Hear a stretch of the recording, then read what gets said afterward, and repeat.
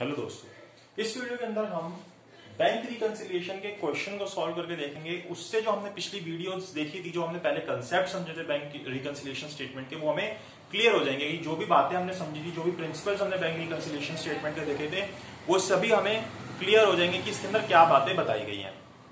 अब देखिए, जो बैंक रिकंसिलिएशन था, जब हमने पहले समझा था, बैंक रिकंसिलिएशन में दो बुक्स बनती है, पासबुक, कैश बुक। इन दोनों को हम मैच करते हैं, इनके बैलेंस को मैच करते हैं। और इसको मैच करने के लिए हम चार प्रिंसिपल्स को अप्लाई करते हैं। वो क्या क्या होते हैं? सबसे पहले हम देखते हैं कि बैलेंस एज पर कौन सी बुक दिया हुआ है। जैसे balance as per cash book दिया, या बैलेंस एज पर पासबुक दिया, या OD as per cash book दिया, या ओडी एज पर पासबुक दिया। तो इन चार चीजों को देखते हैं। जैसे इस क्वेश्चन के अंदर हमें क्या दिया हुआ है? Balance as per cash book दिया हुआ है। तो हमने सबसे पहले ये चीज देखनी है।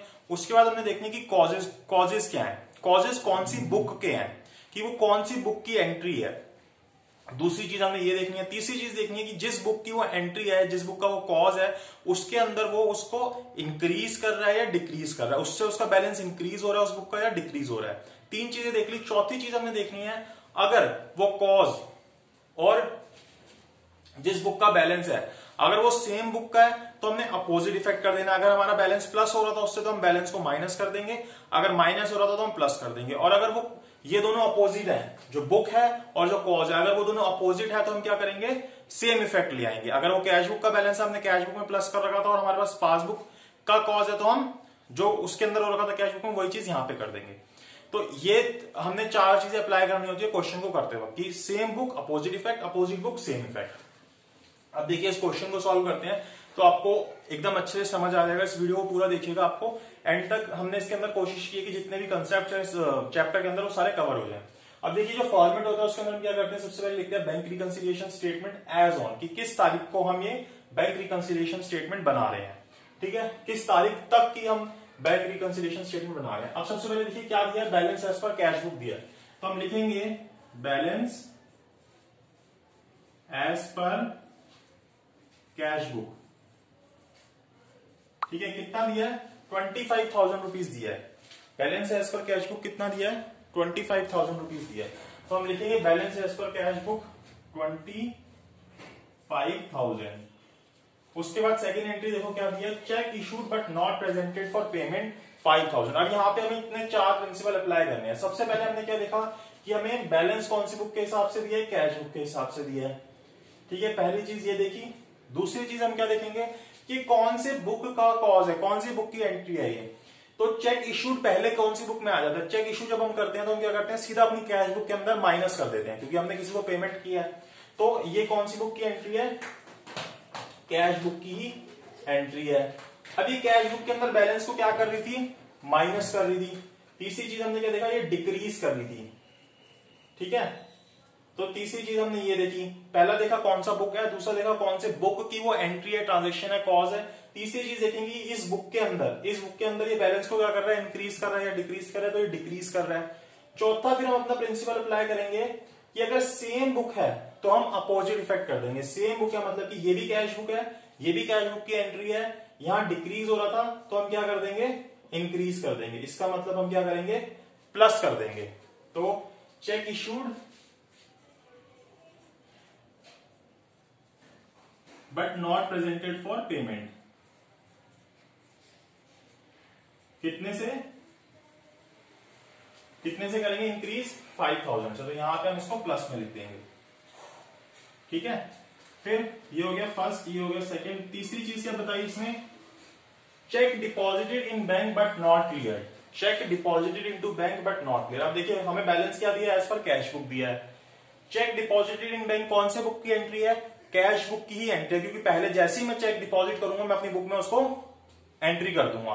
ठीक है, तो कैश बुक की एंट्री है। उसके बाद इसका इफेक्ट क्या आएगा? कैश बुक के अंदर चेक डिपॉजिट किया मतलब मेरा बैलेंस बढ़ जाएगा, तो मैंने अपनी बुक में क्या किया होगा? यहाँ पे इंक्रीज किया होगा, मतलब प्लस किया होगा। अब सेम बुक है तो मैं क्या करूंगा?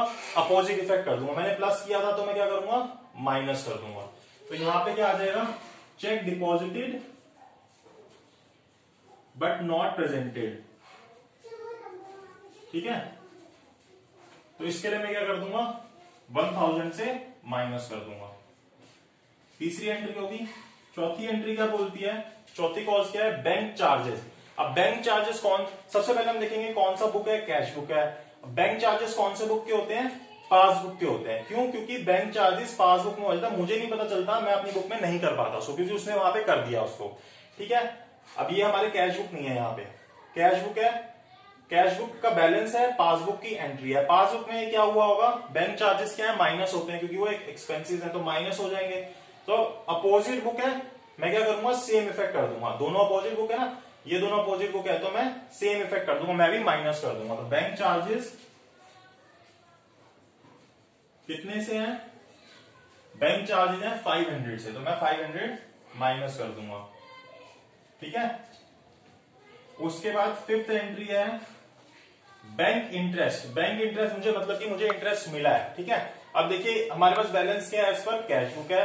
बैंक इंटरेस्ट कौन से बुक की एंट्री है, पासबुक की एंट्री है। पासबुक के अंदर ये क्या हुई होगी, प्लस हुई होगी। तो अपोजिट बुक है दोनों, कैश बुक पासबुक, तो अपोजिट बुक सेम इफेक्ट, तो मैं भी क्या कर दूंगा, प्लस कर दूंगा। तो क्या है ये, बैंक इंटरेस्ट प्लस हो जाएगा, कितने से, 300 से। ठीक है, उसके बाद dividend collected by bank, dividend collected by bank, same चीज अप्लाई करेंगे।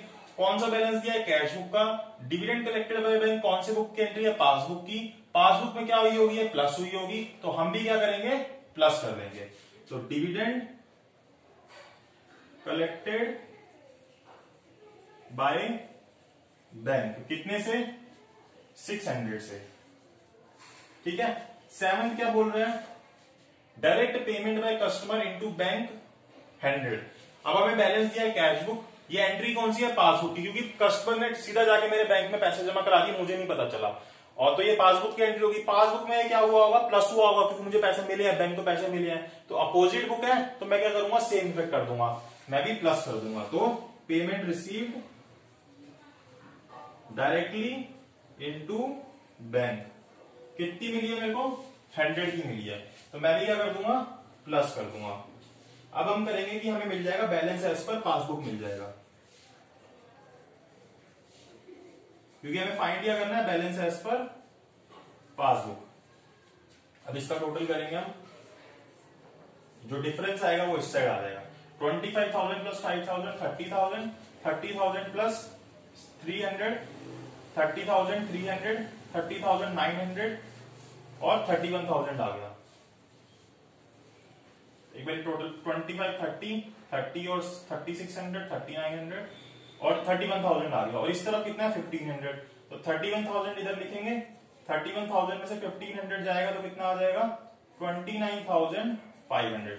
तो बैलेंस एज पर पासबुक कितना आ गया, 29,500। तो इस तरीके से हमें क्वेश्चन सॉल्व करना है कि अगर वो हमें देगा balance as per cash book, तो बैलेंस एज पर पासबुक कैसे निकालेंगे। इसी तरीके से अगर हमें उस तरफ का बैलेंस दिया होता, बैलेंस एज पर पासबुक दिया होता, तो हम कैश बुक का भी इसी तरीके से निकालते। सो अगर आपको ये क्वेश्चन समझ आया हो तो इस वीडियो को लाइक कीजिएगा, वीडियो को शेयर कीजिएगा जिनको इस टॉपिक समझना, और चैनल को सब्सक्राइब कीजिएगा।